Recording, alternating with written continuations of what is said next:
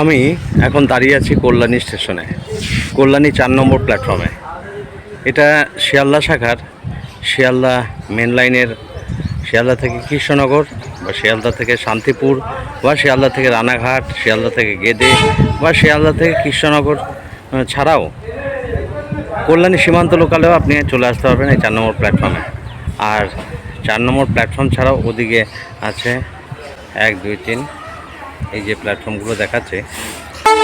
তো আজকে এখান থেকে এই কল্যাণী স্টেশন থেকে আমি বেরিয়ে চলে যাব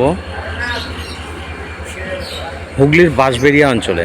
হুগলির বাঁশবেড়িয়া অঞ্চলে একটা মন্দির আছে, হংসেশ্বরী মন্দির। সেই মন্দির দেখতে যাব।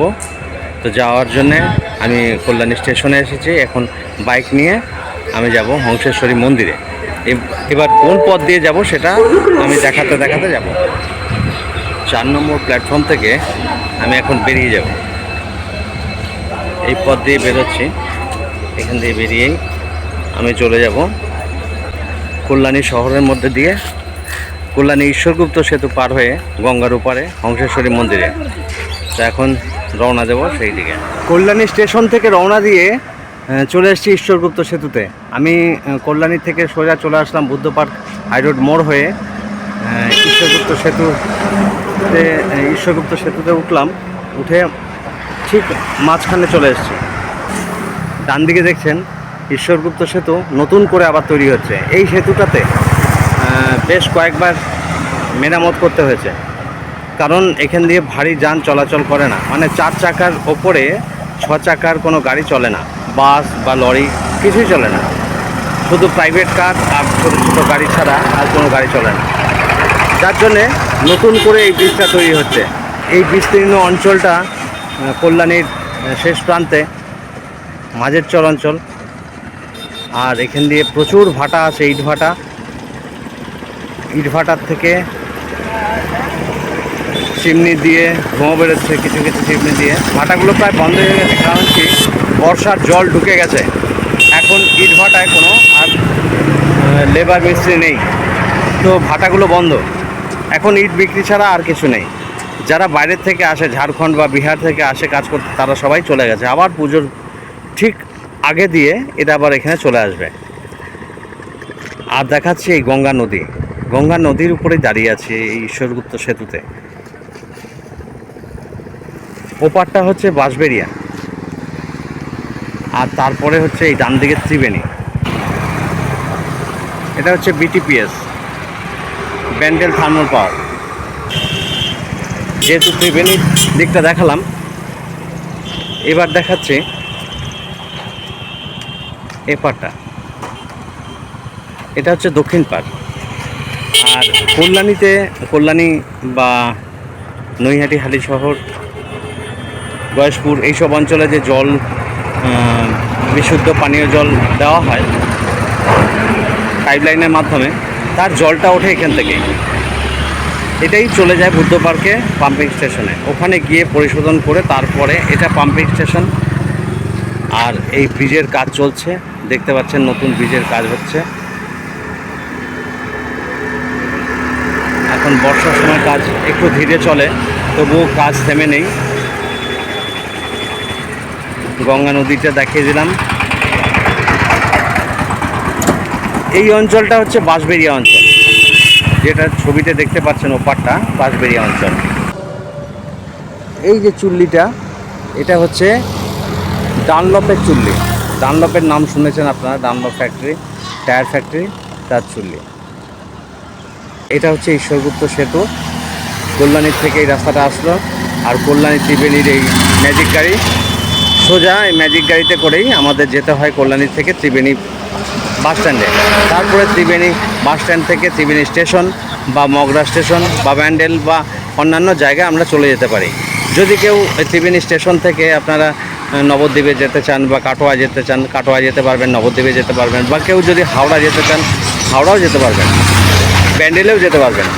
তো আগে আপনাদের কল্যাণী স্টেশন থেকে ত্রিবেণীর ম্যাজিক গাড়িতে করে এসে ত্রিবেণীতে নামতে হবে। ত্রিবেণী বাস স্ট্যান্ড বা ম্যাজিক স্ট্যান্ডে নেবে আপনাকে যে কোনো পথে আপনি যেতে পারবেন। হুগলিতে যেতে পারেন, চুঁচুড়ায় যেতে পারেন, বিভিন্ন জায়গায় যেতে পারেন। তো এখন আমি এখান থেকে চলে যাব সোজা ত্রিবেণীতে। ত্রিবেণীতে যেতে হবে এই পথ ধরেই। এতক্ষণ ছিলাম ঈশ্বরগুপ্ত সেতুর উপরে। ঈশ্বরগুপ্ত সেতুর থেকে নিচে চলে এলাম। ঠিক নিচেই সেতুর তলায় ৫৫ তলা। এটা এই ৫৫ তলার ৩ মাথার মোড়ে চলে এসেছি। এই ৩ মাথার মোড় থেকে বাঁদিকে যে রাস্তাটা গেল এটা ত্রিবেণীর দিকে, আর এই মোড় থেকে ডান দিকে যে রাস্তাটা যাচ্ছে এটা হচ্ছে বাঁশবেড়িয়ার দিকে। তো আমি যাব হচ্ছে বাঁশবেড়িয়ার দিকে। বাঁশবেড়িয়াতে এই রাস্তা দিয়ে গেলে পরে হংসেশ্বরী মন্দির। এখান থেকে ত্রিবেণী স্টেশন থেকে হুগলি স্টেশনে অটোগুলো চলে, চুচুড়ার অটোও এখান থেকে চলে। ৫৫ তলার ওই ব্রিজের নিচটাতে দাঁড়িয়েছিলাম, ওখান থেকে একটু এগিয়ে এলাম। এবার আমি হেঁটে যাব হংসেশ্বরী মন্দিরের দিকে। এই মন্দিরে যাওয়ার পথেই এখানে বাঁদিকে একটা পার্ক আছে, এটা বাঁশবেড়িয়া অঞ্চলের মধ্যে পড়ে। পার্কটা দেখাচ্ছে।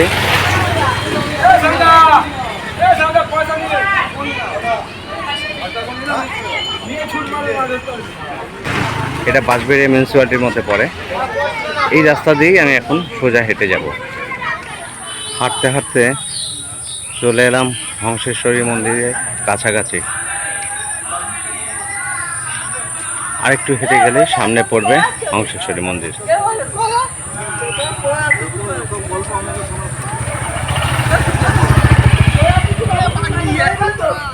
হাঁটতে হাঁটতে চলে এলাম হংসেশ্বরী মন্দিরের রাজবাড়ির এই প্রবেশদ্বারে চলে এসেছে।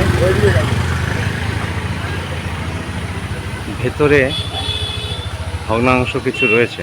রাজবাড়ির আরও কিছু অংশ আছে, সেটা ডান দিকে মন্দিরের দিকে গেলেই বুঝতে পারবো। এখানে অনেক দোকান দেওয়া রয়েছে পুজো দেওয়ার জন্যে। আচ্ছা, এখানে জুতো জমা রাখা হয়। পার্কিং, এখানে মোটরসাইকেল পার্কিংয়ের ব্যবস্থা রয়েছে। এই চলে আসলাম মন্দিরের কাছে। এটাই হচ্ছে হংসেশ্বরী মন্দির, যে মন্দিরে আজকে আসবো বলে রওনা দিয়েছিলাম কল্যাণী স্টেশন থেকে। আজ সেই মন্দিরের কাছেই এখন রয়েছে। একটু সামনের দিকে যাই।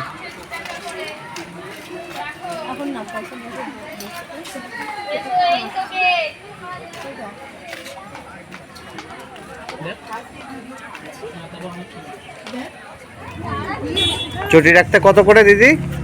2 টাকা। আচ্ছা, পরে এসে দিলে হবে, তাই তো? ঠিক আছে, এখন ঢুকবো মন্দিরের দিকে। গেট দিয়ে ঢুকছি মন্দিরে।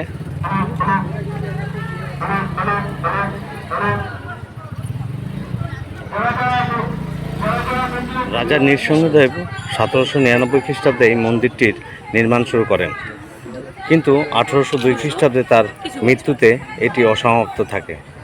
তার বিধবা পত্নী রানী শঙ্করী 1814 সালে এর নির্মাণ শেষ করেন। বাসুদেব মন্দির হল 7ম খ্রিস্টাব্দের বাঁকুড়া জেলার বাইরে অবস্থিত একটি একরত্ন মন্দির।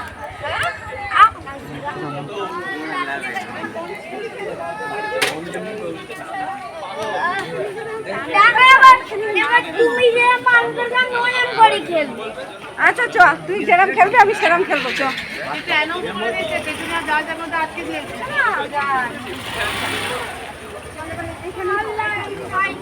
পুরো মন্দির চত্বরটা আমি দেখাচ্ছি। বহু মানুষ এই বিকেল বেলায় চলে আসেন এই মন্দিরে। এখন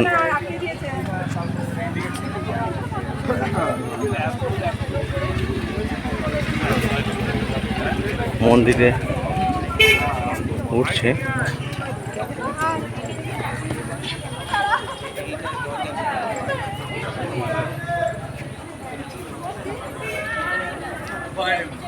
অপূর্ব এই মন্দির।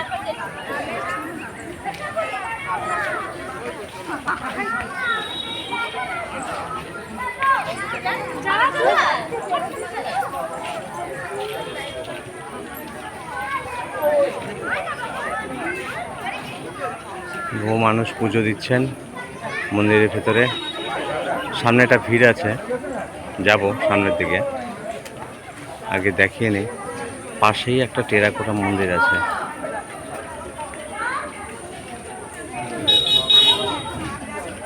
এটা হচ্ছে রাজবাড়ি। এই মন্দিরের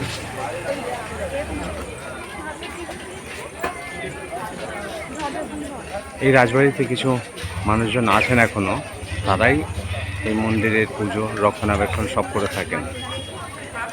রাজবাড়িটা দেখাচ্ছে।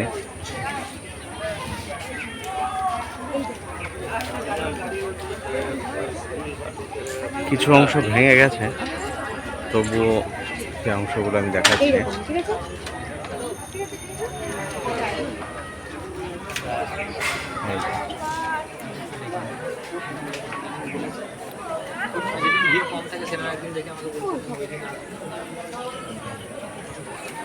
আর এই মন্দিরটি সম্পূর্ণ টেরাকোটার মন্দির।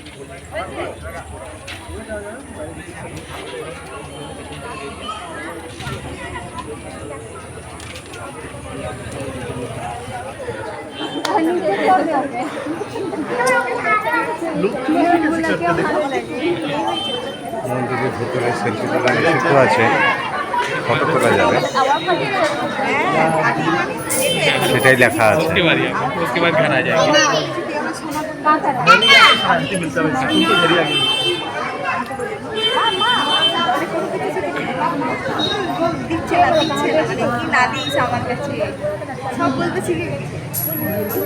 মন্দির চত্বরে বহু মানুষ বিকেলবেলাতে এখানে চলে আসেন।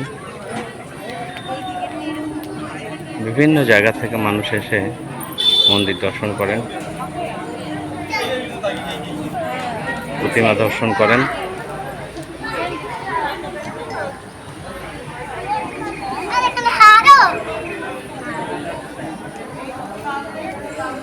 মন্দিরটা ঘুরলেই বিভিন্ন দিকে দেখা যাবে শিবলিঙ্গ রয়েছে।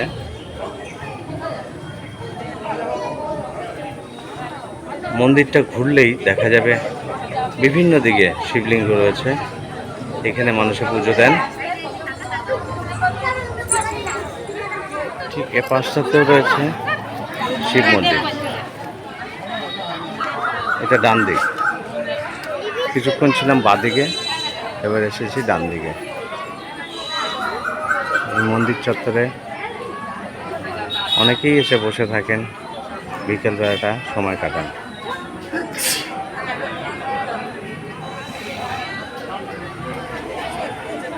এখনো বহু মানুষ আসছেন।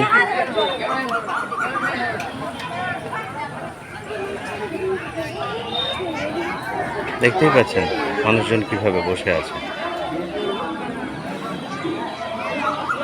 রাজবাড়িটাও দেখতে পাচ্ছেন। এবার আমি এই মন্দির থেকে বেরিয়ে যাব। পুরনো সেই লাইটগুলো এখনো রয়েছে বহু বছর ধরে।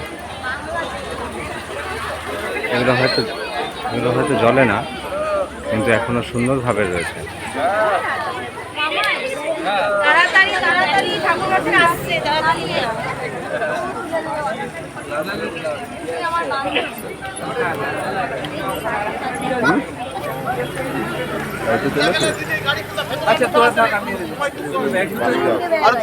দিদি, লাঠিটা কি কাজে লাগে? ও আচ্ছা আচ্ছা, মানে একসাথে সব হয়ে গেলে পরে ওগুলোকে গুছিয়ে গুছিয়ে রাখেন, তাই তো? বেশ। আপনি কখন আসেন এখানে? আমি আসি 4:30টার সময়। সকাল? না হ্যাঁ, বিকেলে 4:30। আচ্ছা, বিকেলে 4:30 আর সকালবেলায় আসি আপনার 9টার সময়। সকাল 9টায়। 9টা থেকে কতক্ষণ থাকেন? 9টা থেকে আমি থাকি 1টা অবধি থাকি। মন্দির যতক্ষণ খোলা থাকে, তাই তো? তারপর আবার বিকেলে 4টে 4:30 আসেন। হ্যাঁ, আর মন্দির বন্ধ হয় কখন? মন্দির বন্ধ হয় 7:30। 7:30। তারপরে আপনি 8টা পর্যন্ত থাকেন? না, তারপরে আমি বাড়ি চলে যান। আপনার বাড়ি এখানে কাছাকাছি? আচ্ছা, ঠিক আছে। এই মন্দিরে যারা পুজো দেন এখান থেকে ডালি নিয়ে যান, ডালি নিয়েই পুজো দেন। সব লাইনে সাজানো আছে। দাদা, হ্যাঁ, ডালি কত করে? আছে, 31 আছে, 51 আছে, 101 আছে, 151 আছে, 21, 31, 51, 101, 101, 151।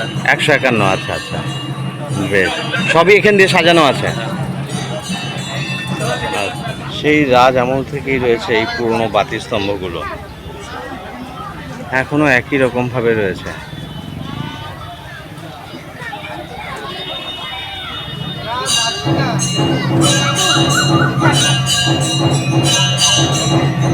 আজ দেখালাম শঙ্খেশ্বরী মন্দির, আবার দেখা হবে আগামী ভিডিওতে।